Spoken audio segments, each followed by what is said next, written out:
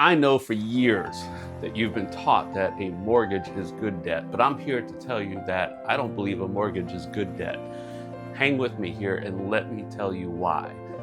It all depends on what the goal in your life is. If the goal in your life is to accumulate the most wealth and to just build up assets, then yes, maybe a mortgage could be considered good debt and is a tool used to get there.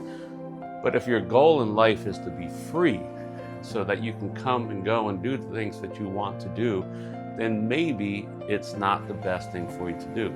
Let me explain. You see, when you want to buy a house and you can't afford to just write a check for it and pay cash, the first thing that you're going to do is go to a lender. And your conversation with the lender is going to go something like this. Mr. Lender, I found a house that I would like to purchase. However, I can't afford it. I was wondering if you would put the money up so that I can purchase the home and live in it. And the lender says, you know what, go ahead, fill out all of this paperwork, we'll check you out. So you fill out all of the paperwork, and then if things look good, the lender basically comes back to you and says, you know what, you look like you'll be a pretty good servant. We will go ahead and put that money up so that you can purchase the home. And I know that sounds a little bit harsh, but follow me, keep on going here.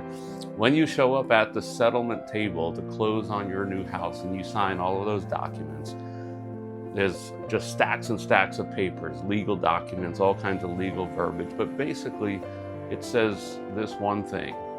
If you will faithfully serve the lender with 25 to 40% of your working hours for the next 30 years of your life, they will allow you to peaceably enjoy that home. If at any point over the course of the next 30 years you fail to faithfully serve the lender, they will throw you out of the house and sell it to somebody else. After 30 years of faithful service to the lender, then you can keep the home. And if you want to know where that comes from, our debt to income ratio. What the lender expects from you is 25 to 40% of your income can be applied toward your house. And so the moment that you sign those documents, you just promised 25 to 40% of your working hours for the next 30 years of your life. And you're giving them and promising them that the moment you sign that document.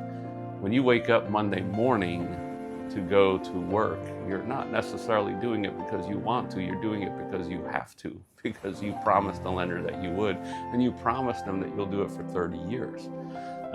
You take credit cards and car payments and college loans and everything else and stack it on top of that, and before long, your entire work week has been promised away. You're promising away your future.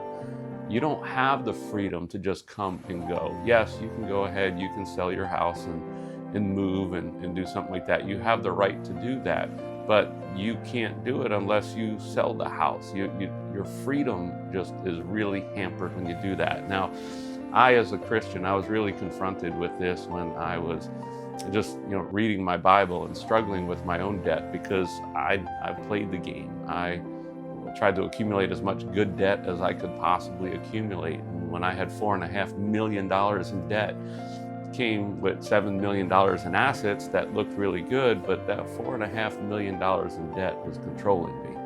It would keep me up at night. I was always trying to figure out how to make more money so I could make it go away.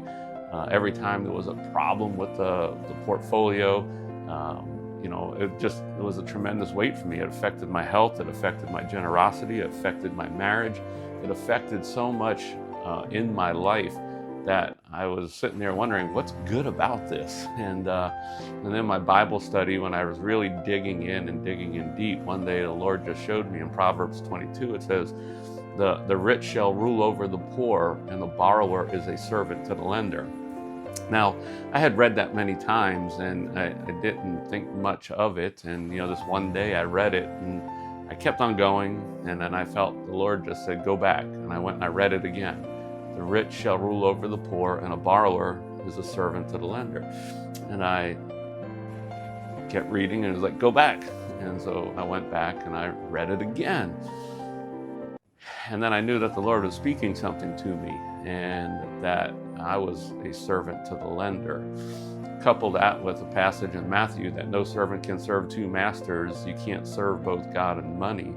I felt a real conviction that, what was going on in my heart, prior to having all that debt and doing things the good way, the right way, I was free to serve the Lord. I wasn't occupied with all of this worry and how do I make money and how do I get these debts paid off. I was very generous, but once I owed the lender that money, I felt like I couldn't be as generous anymore, because if I was generous or gave 10,000 to something, how would I be able to make my payments to the lender? So, the lender was controlling me.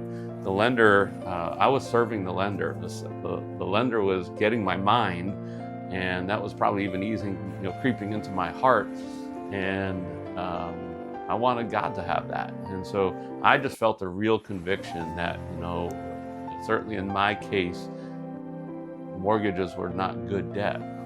They were debt. Regardless of what it was on, it was a debt that I had promised away my future. I had promised my servitude to someone other than God, and it was controlling me. And so I made a decision to just become debt-free, to not borrow anymore. I still use debt today very strategically, but it's always very short-term until I can move the money over. I use lines of credit and get those paid off as quickly as I can.